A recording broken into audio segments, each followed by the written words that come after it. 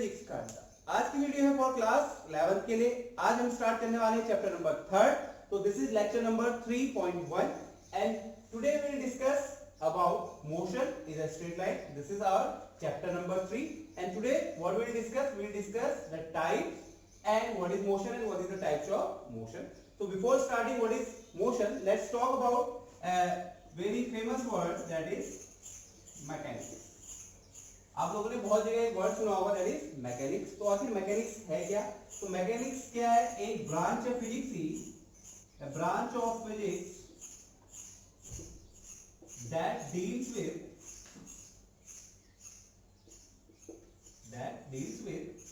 the condition of rest or motion of a material. मतलब mechanics आखिर है क्या? तो मैकेनिक्स फिजिक्स की एक ऐसी ब्रांच है जिसमें हम क्या डिस्कस करते हैं, जिसमें हम डिस्कस करते हैं किसी भी ऑब्जेक्ट, अगर कोई ऑब्जेक्ट क्या है, मोशन में है, या कोई ऑब्जेक्ट किसमें है, रेस्ट में है, तो फिजिक्स की ऐसी ब्रांच हम जिसमें हम अबाउट मोशन और अबाउट रेस्ट की कंडीशन के बारे में पढ़ते हैं, that is known as mechanics. तो हमारे पास मैकेनिक्स की क्या है, बेसिकली 3 ब्रांच है। ठीक है, बेसिकली मैकेनिक्स की कितनी ब्रांच हमारे पास 3 है।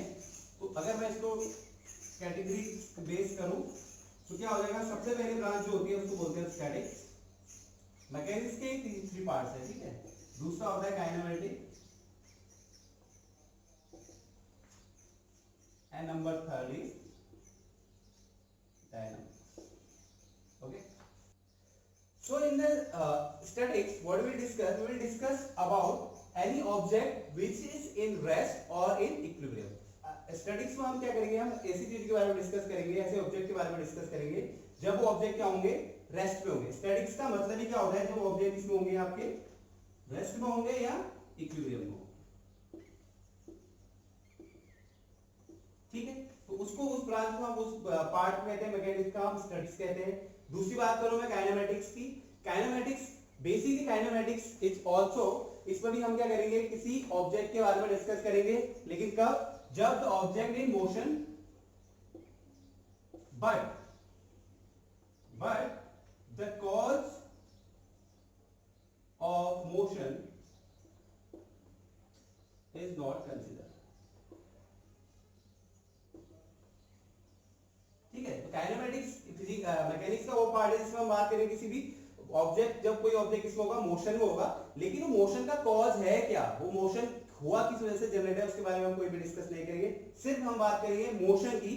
अगर कोई ऑब्जेक्ट मोशन में है, अगर उसकी हम स्टडी कर रहे हैं, तो that is known as kinematics and here the cause of the motion is not considered. Okay, now we will talk about dynamics. So dynamics we क्या करेंगे, it is the type of mechanics in which we study about the motion of the object and also consider the cause of the motion. इसमें हम cause को consider नहीं करते हैं, लेकिन dynamics में हम क्या करते हैं कि आखिर किस वजह से क्या हुआ है, मोशन हुआ है, तो उसके बारे में भी हम डिस्कस करते हैं। तो it is a type of mechanics in which we will discuss about the motion of an object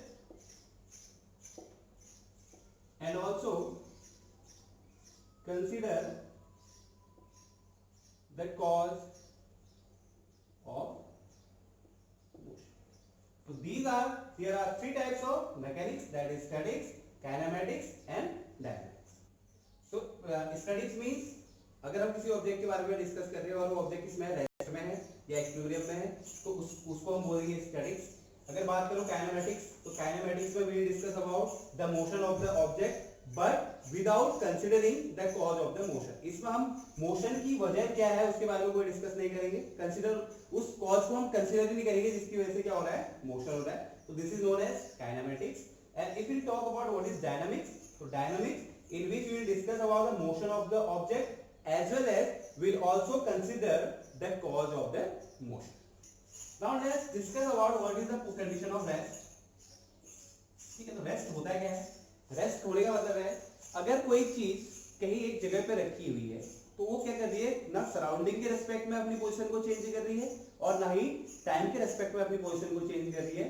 so it is, हम क्या कह सकते हैं कि वो बॉडी या वो ऑब्जेक्ट इसमें रेस्ट में है। व्हेन वेयर, कब, जब वो ना बॉडी सराउंड के रेस्पेक्ट में या टाइम के रेस्पेक्ट में अपनी पोजीशन को चेंज नहीं कर रही है, तो ऐसी कंडीशन को हम क्या करते हैं, क्या कहते हैं, दैट इज रेस्ट। ठीक है। अगर बात करूं मोशन, अगर मैं इसी को अपोजिट बात करूं मोशन की, तो मोशन क्या है, मोशन क्या है, जब कोई ऑब्जेक्ट किसी सराउंडिंग के रेस्पेक्ट में या टाइम के रेस्पेक्ट में क्या कर रहा है, मूव कर रहा है या अपनी पोजीशन को क्या कर रहा है, चेंज कर रहा है, तो इसको हम बोलते हैं condition of motion. Okay, so if I want to define what is rest, so an object is said to be in rest if it does not change its position with respect to its surrounding with the passage of time। ना ही surrounding के respect में और ना ही time के respect में अगर कोई चीज क्या कर रही है, मोशन नहीं कर रही है, मतलब अपनी पोजीशन को चेंज नहीं कर रही है, पोजीशन चेंज नहीं कर रही है, तो इसका मतलब वो किस में होगी, रेस्ट में होगी। अगर बात करें मोशन की, so an object is said to be in motion if it change its position with respect to its surrounding and with the passage of time.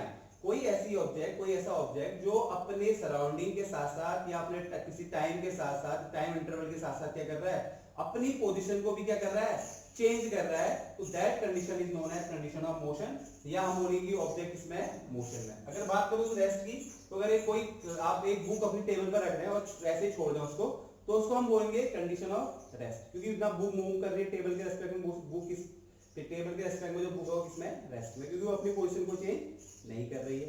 अगर बात करो कंडीशन ऑफ मोशन की, अब एक कोई कार क्या हो रही है, गाड़ी पे रोड पे क्या हो रही है, चल रही है, तो कभी एक पॉइंट ए पे थी, अब थोड़ी देर बाद वो पॉइंट बी पे चली गई, थोड़ी देर बाद पॉइंट सी पे चली गई, तो वो क्या कर रहा है, टाइम के साथ साथ अपने सराउंडिंग के साथ साथ अपनी पोजीशन को क्या कर रहा है, चेंज कर रहा है, तो इस कंडीशन को क्या बोलूंगा मैं, condition of motion.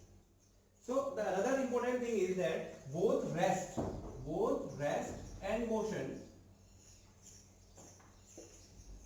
are relative terms।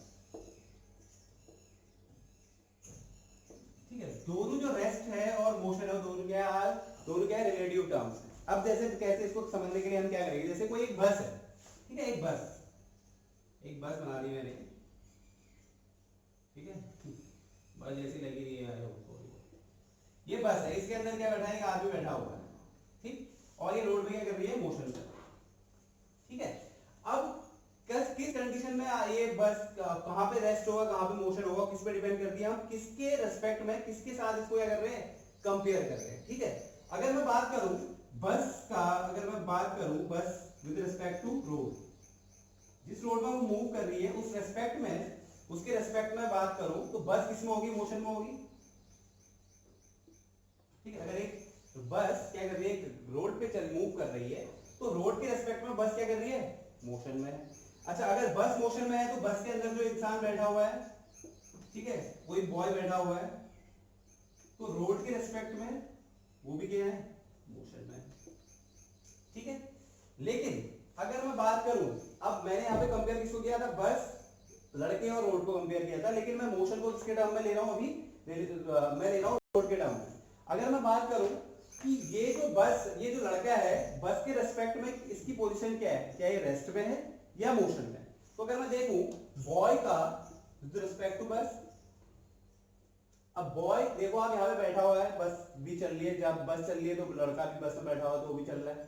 ठीक है, और लड़का जो है, बॉय जो इसके अंदर बैठा हुआ है, रोड के रेस्पेक्ट में तो किसमें है, मोशन में, तो क्या वो बस के रेस्पेक्ट में भी मोशन में होगा, बिल्कुल नहीं होगा, क्योंकि वो बस के साथ बैठा है, एक सीट में है, वहीं पे बैठा है, तो अपनी पोजीशन को चेंज नहीं कर रहा है। तो इसका मतलब अगर बॉय बस के रेस्पेक्ट में बॉय को कंपेयर कर रहा हूं, तो वो किसमें होगा, रेस्ट में होगा।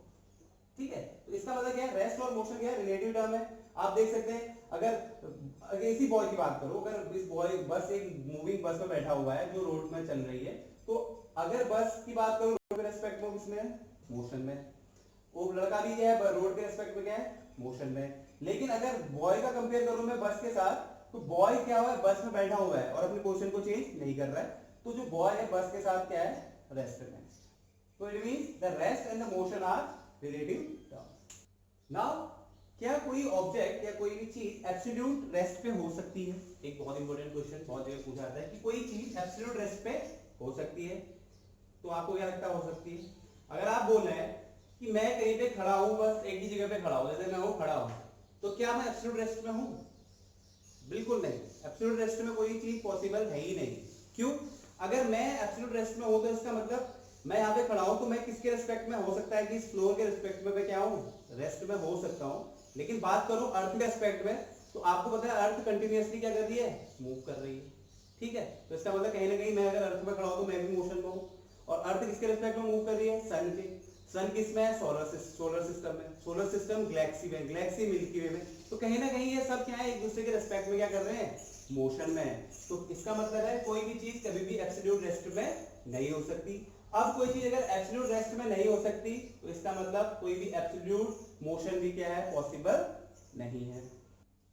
So in the universe, no object in the universe is in a state of absolute rest. अब अगर state of absolute rest he possible नहीं है, so absolute motion cannot be realized.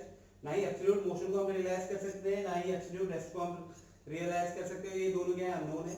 तो जब हम बात करेंगे तो only relative rest and relative motion can be realized. तो motion जो हम basically अगर बात करें तो हम क्या कर रहे हैं, relative motion की यहाँ पर क्या कर रहे हैं, बात करेंगे। Now let's talk about the types of motion.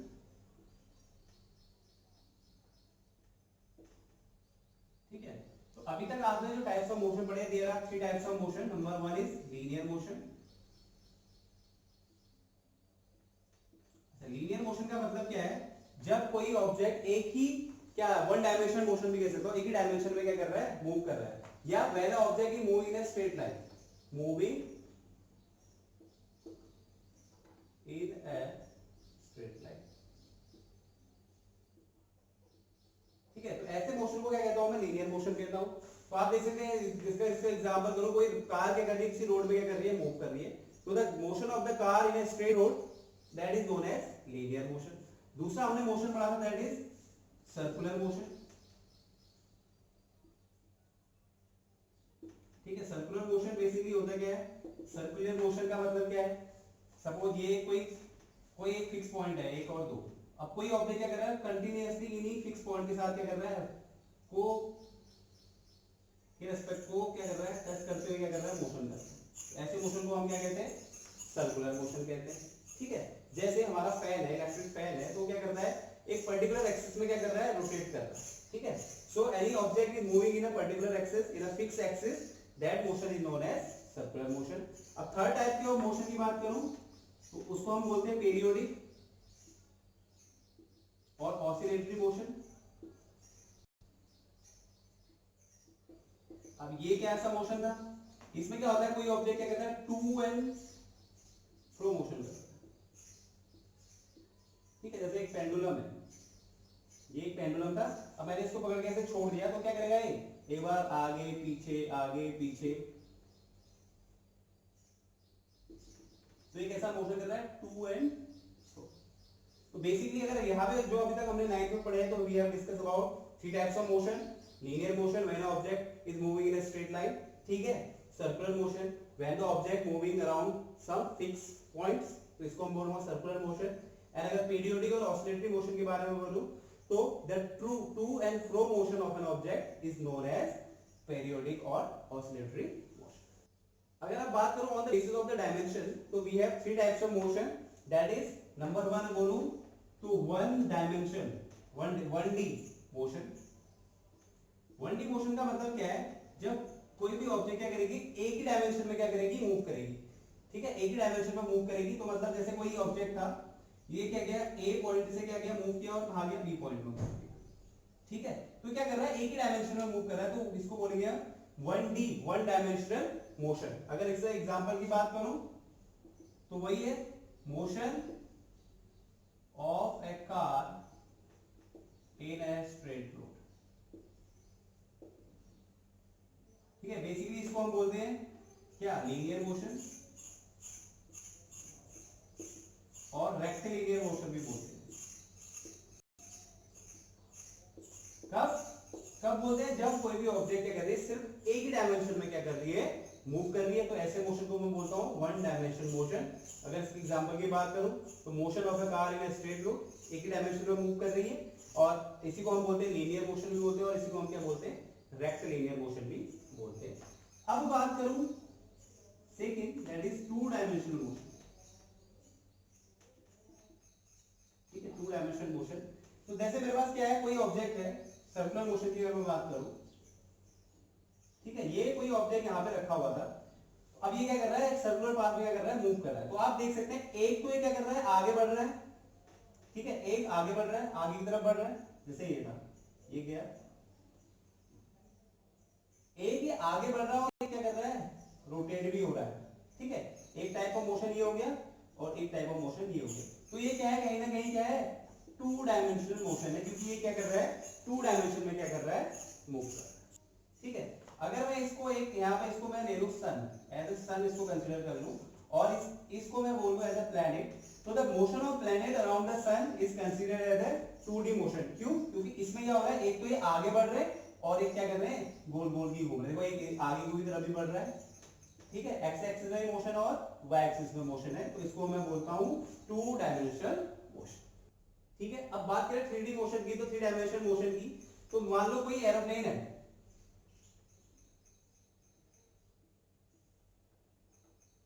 Moving in space, ठीक है। तो स्पेस का मतलब क्या है, यहाँ पे क्या है, एक्स एक्सिस भी है, वाई एक्सिस भी है और जेड एक्सिस भी है, मतलब 3 डायमेंशन में अगर कोई चीज क्या कर रही है, मूव कर रही है, टाइम के साथ क्या कर रही है, मोशन कर रही है, तो उसको मैं बोलूंगा 3 डायमेंशनल मोशन। अगर एग्जांपल की बात करूं तो कोई भी स्पेस में अगर कोई भी मोशन हो रहा है, तो मोशन कैसा होगा आपका, 3 डायमेंशन क्या होगा, मोशन। तो इस चैप्टर में अगर हम बात करेंगे, तो इस चैप्टर में हम सिर्फ 1 डायमेंशनल मोशन की क्या करेंगे, हम बात करेंगे। So here in this chapter we will discuss only one dimensional motion, that is also known as motion in a straight line. तो इसी में हम सबसे पहले बात करते हैं सबसे इंपॉर्टेंट चीज, दैट इज डिस्टेंस। ये डिस्टेंस है क्या, ठीक है। कोई एक पॉइंट है ए और कोई पॉइंट है बी, इन दोनों के बीच की जो एक्चुअल लेंथ है, the actual length, the actual length between the point A and B is known as distance, ठीक है। एक्चुअल लेंथ है, फिक्स, इसकी वैल्यू जो होगी हमेशा क्या होगी, फिक्स होगी। तो the actual length between point A and point B is known as what, distance. It is a scalar quantity,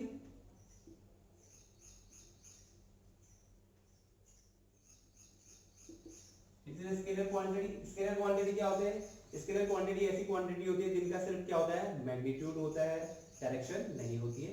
तो इसका जो मैग्नीट्यूड होगा, सिर्फ इसमें क्या होगा, मैग्नीट्यूड होगा, तो it is a scalar quantity और it can not be negative,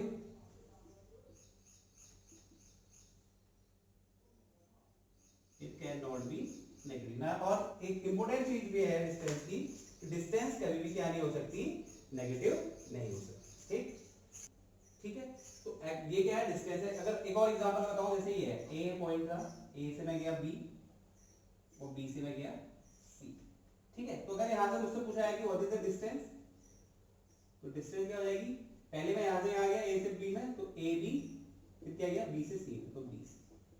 so A B plus B C is the actual length between the initial point and the final point, तो this is known as what, distance. अगर इसकी बात करो unit की, तो इसकी जो एसआई यूनिट होती है वो तो आपको पता है, लेंथ की जो एसआई यूनिट होती है वो क्या होती है, होती है मीटर, ठीक है। इसको हम लिखते हैं एम से। अगर बात करो इसकी सीजीएस यूनिट की, तो सीजीएस यूनिट क्या होती है इसकी, सेंटीमीटर। और अगर बात करो इसकी डायमेंशन की, तो इसकी जो डायमेंशन होगी वो क्या होगी, m0 l pg, या बेसिकली आप ये भी लिख सकते हैं l, जो इसकी डायमेंशन होगी वो क्या होगी, l। Now the second thing, displacement. The concept of distance और डिस्प्लेसमेंट क्या है, वेरी इंपॉर्टेंट है। तो हम बात करेंगे अब डिस्प्लेसमेंट। सबसे पहले आप समझिए डिस्प्लेसमेंट होता क्या है, ठीक है। अब मैं एक पॉइंट लिया ए, ये ए है, ए से बी में गया और बी से क्या गया, सी में, ठीक है। तो अगर मुझसे यहाँ पे पूछा जाए कि what is the distance, what is the distance, तो यहाँ पे डिस्टेंस जो होगी वो क्या होगी, एक्चुअल लेंथ, मतलब जो एक्चुअल लेंथ है तो क्या होगी A B plus B C. लेकिन सेम अगर यहाँ पे मुझसे पूछा है कि व्हाट इज द डिस्प्लेसमेंट, तो डिस्प्लेसमेंट होता क्या है वो आपको समझना है। Displacement is the shortest path between initial and final point. Shortcut आप बोलते हैं, ठीक है। तो डिस्प्लेसमेंट क्या होता है, the shortest path between the initial point and the final point, उस शॉर्टेस्ट पाथ को मैं क्या बोलता हूं, डिस्प्लेसमेंट बोलता हूं।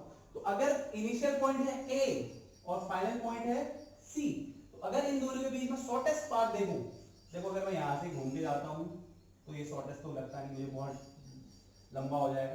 तो अगर इनके बीच में शॉर्टेस्ट करूँ तो मैं अगर एक पॉइंट ए और सी को मिला दूं तो this A C is the shortest path. इसी शॉर्टेस्ट पाथ को क्या कहते हैं हम? डिस्प्लेसमेंट। ठीक है, तो यहाँ पे जो डिस्प्लेसमेंट होगा उसकी वैल्यू क्या होगी? ए सी। So if you want to define what is displacement, so displacement is the shortest path between initial and final. अब ये तो हो गया शॉर्टेस्ट पाथ। एक और चीज क्या मतलब कोई ऑब्जेक्ट यहाँ पे था, इनिशियल पोजीशन क्या है? ये ए इनिशियल पोजीशन, और भी कहा गया बी पॉइंट पे, दिस इज फाइनल पोजीशन। ठीक है, आपसे पूछा गया कि what is the displacement here. तो जो डिस्प्लेसमेंट होता है वो क्या होगा कि पहले से अब मैं कहां हूं, डिस्प्लेस कितना हुआ हूं, ठीक है, अपनी ओरिजिनल जगह से कितना डिस्प्लेस हुआ हूं। तो डिस्प्लेसमेंट को निकालने का एक और तरीका है, that displacement is equals to final position minus final position. Displacement is equals to final position minus initial. So this is another way to find out the displacement, and displacement is the क्या shortest path between initial and final point, या आप इसको दे सकते हैं displacement equals to final position minus initial position. So अगर displacement के बारे में डिस्कस करो तो displacement is the shortest path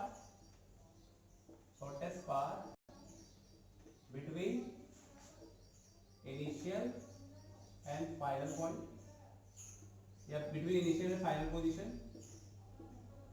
ठीक है, सेकंड चीज, it is a vector quantity. Vector quantity का मतलब है it has both magnitude and direction. अब मैग्नीट्यूड क्या होता है? मैग्नीट्यूड का मतलब होता है साइज, और डायरेक्शन का मतलब होता है एक पर्टिकुलर डायरेक्शन। तो शॉर्टेस्ट पाथ भी हमें क्या मिलेगा? एक पर्टिकुलर डायरेक्शन में जाने पे ही मिलेगा। तो displacement is a vector quantity, it means it has both magnitude and direction. तो it can be zero, it can be positive, positive भी हो सकता है, it can be positive, it can be negative, और इट कैन बी जीरो। और displacement क्या हो सकता है? पॉजिटिव भी हो सकता है, नेगेटिव भी हो सकता है, जीरो भी हो सकता है। बात करो एसआई यूनिट की, इट इज आल्सो डिस्टेंस ही है कहीं ना कहीं, तो इसकी जो एसआई यूनिट होगी वो क्या होगी? मीटर। जो इसकी सीजीएस यूनिट होगी वो क्या होगी? सेंटीमीटर। और जो इसकी जो डायमेंशन है, डायमेंशन क्या होगी इसकी? ओके। अब एक इजी तरीका आपको मैं बता रहा हूं कि कैसे हम डिस्प्लेसमेंट और डिस्टेंस में डिफरेंस समझे। सपोज कोई ऑब्जेक्ट था ए पे था, ए से भी वो क्या गया? बी में गया। ठीक है, ए से बी में गया, फिर बी से क्या गया? सी में गया, और फिर वापस कहां आ गया? बी पे आ गया। ठीक है, आप समझ रहे हैं ना? ए से बी, सपोज ए से बी की जो इसकी डिस्टेंस थी वो 10 थी, 10 मीटर। फिर क्या गया वो? पॉइंट सी में गया, सपोज ये थी 5 मीटर। फिर वापस कहां आ गया? पॉइंट बी में आ गया, और ये भी क्या होगी? 5 मीटर। तो अब आपसे पूछा जाएगा कि here what is the total distance and what is the total displacement. ठीक, तो अगर मैं बात करूं डिस्टेंस की, तो डिस्टेंस क्या हो जाएगी? देखो डिस्टेंस क्या होता है? Actual path. तो पहले क्या गया? ए से बी गया, that is A B, plus फिर कहां गया? बी से सी गया, फिर सी से बी आया। समझ रहे हो? पहले क्या गया? ए से बी गया, फिर बी से सी गया, और सी से कहां आ गया? बी में आ गया।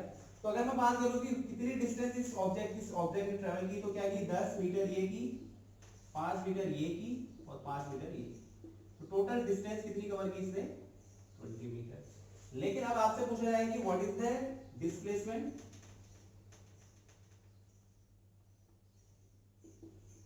अगर आपसे पूछा कि डिस्प्लेसमेंट कितना होगा, तो कितना होगा डिस्प्लेसमेंट? देखो पहले क्या की? ए से बी में गई, फिर बी से कहां आ गई? गई सी में गई, और सी के जाने के बाद फिर कहां आ गई? बी में आ गई। तो व्हाट इज द डिस्प्लेसमेंट?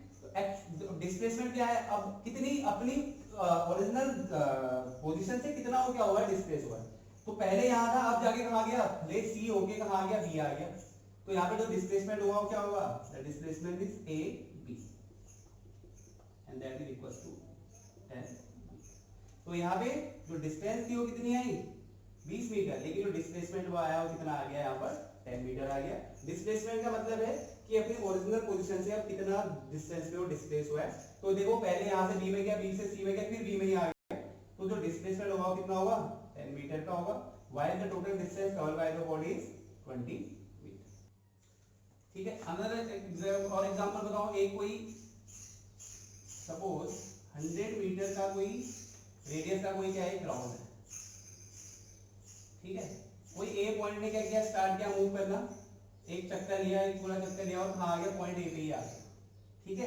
तो इस पर हमसे पूछा गया कि what is the distance and what is the displacement. अब कोई ऑब्जेक्ट क्या किया, ए से स्टार्ट किया और लास्ट में कहां, एंड भी कहां के पे गया, ए पे। तो यहां पे डिस्टेंस कितनी होगी, डिस्टेंस कितनी कवर की इसने, पूरी बाउंड्री के बराबर सर्कुलर पाथ के, और सर्कुलर पाथ की बाउंड्री का मतलब है सर्कमफेयर, इसका कितना हो जाएगा 2 पाई आर, ठीक है। तो 2 पाई आर का मतलब है 2 पाई इंटू 100, कितना 200 पाई, इतनी क्या होगी इसकी डिस्टेंस होगी। लेकिन अगर बात करूं कि इसका डिस्प्लेसमेंट कितना होगा, देखो ए से स्टार्ट हुआ था और ए में ही एंड हो गया, तो फाइनल पोजीशन भी क्या है, ए ही है, इनिशियल पोजीशन भी क्या है, ए है, तो ए माइनस ए क्या हो जाएगा 0। तो यहां पर जो डिस्प्लेसमेंट होगा वो कितना होगा 0, ठीक है। So this is the difference between distance and displacement. Okay. In next video we will discuss about speed, velocity. उसके बाद हम acceleration की बात करेंगे और भी बहुत इंपॉर्टेंट चीजें आएंगी। तो आज से हमारी सीरीज शुरू हो रही है। तो दिस इज लेक्चर 3.1। अब जो लेक्चर आएगा 3.2, 3.3 करके आएगा, ठीक है। आई होप आपको मेरी वीडियो पसंद आई होगी। वीडियो पसंद आई तो लाइक करें, शेयर करें और मेरे चैनल को